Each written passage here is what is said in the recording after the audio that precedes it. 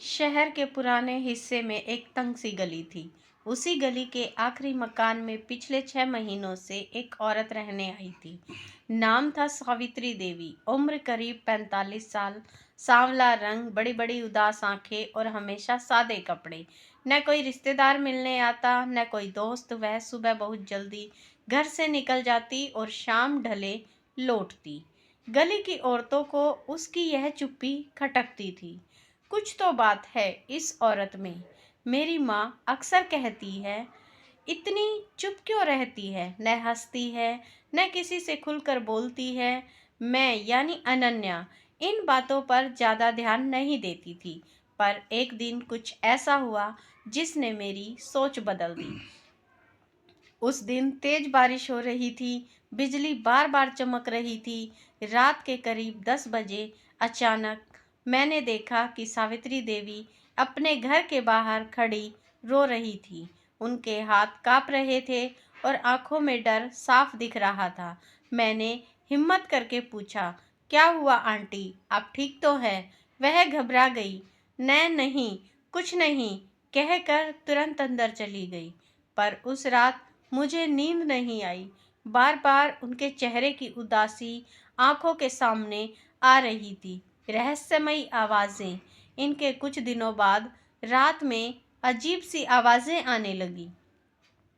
कभी किसी के रोने की, कभी किसी बच्चे के हंसने की। जबकि सब जानते थे कि सावित्री देवी अकेली रहती है। गली में तरह तरह की बातें फैलने लगी। जरूर कोई गलत काम करती है, शायद उसका पति मर चुका है, या फिर किसी से छुपकर मिलने आता है। लेकिन सच्चाई इन अफवाहों से कहीं ज़्यादा दर्दनाक थी। एक दिन मैं तेज बुखार में थी। माँ बाहर गई हुई थी। तभी दरवाजे पर दस्तक हुई। सामने सावित्री देवी थी। बेटा, तुम्हारी माँ ने बताया था कि तुम बीमार हो, ये काढ़ा पी लो। उस दिन पहली बार किसी ने मुझे इतनी अपनियत से देखा था। उसकी आंखों में अजीब सी ममता थी। मैं चुपचाप काढ़ा पी गई। वह देर तक मेरे पास बैठी, फिर अचानक उनकी आंखों से आंसू गिरने लगे। मेरी भी एक बेटी थी, इतना कहकर वह चुप हो गई। अतीत की परछाई। काफ़ी देर बाद उन्होंने जो बताया वह सुनकर मेरी रूह कांप गई। सावित्री देवी एक गांव की रहने वाली थी। उनकी शादी बहुत कम उम्र में हो गई थी।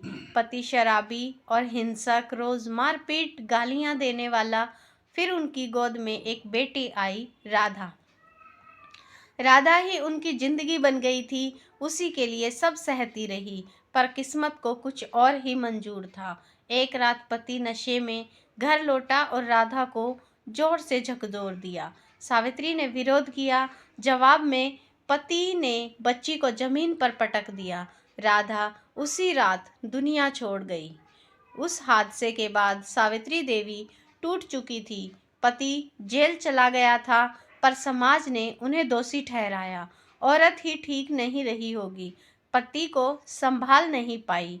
गांव छोड़कर वह शहर आ गई। वहां उन्होंने एक छोटा सा घर लिया। दिन में सिलाई का काम, रात में अकेलापन। पर राधा की यादें उनका पीछा नहीं छोड़ती थी। राज की वजह मैंने पूछा, आंटी। फिर वो आवाज़ें, वह मुस्कुराई, एक दर्द भरी मुस्कान। कभी कभी मुझे लगता है राधा आसपास ही है। मैं उससे बातें करती हूँ। शायद इसलिए लोगों को आवाज़ें सुनाई देती हैं। उनकी बातें सुनकर मेरी आंखें भर आई। कुछ दिनों बाद गली में पंचायत बैठी। लोग चाहते थे कि सावित्री देवी यहाँ से चली जाए। मैंने पहली बार सबके सामने आवाज़ उठाए, आप लोग जिन्हें शक की नज़र से देखते हैं, उन्होंने अपनी बेटी खोई है। उनका कसूर सिर्फ इतना है कि वह अकेली है। मैंने उनका पूरा सच सबको बता दिया। गली में सन्नाटा छा गया। नई सुबह। उस दिन के बाद सब कुछ बदल गया। वही औरतें जो उन्हें शक की नज़र से देखती थी, अब हाल चाल पूछने लगी। बच्चे उनके पास बैठकर बातें करने लगे। सावित्री देवी की आंखों में पहली बार सुकून दिखा। एक दिन उन्होंने मुझसे कहा, बेटा, शायद भगवान ने मुझे तुम्हारे रूप में फिर से बेटी दे दी है। अंत नहीं, शुरुआत। आज भी वह उसी घर में अकेली रहती है। अब वह अकेली नहीं है, गली उनकी अपनी हो चुकी है और पड़ोसन का राज, जो कभी डर और शक की वजह था, अब इंसानियत और समझ की मिसाल बन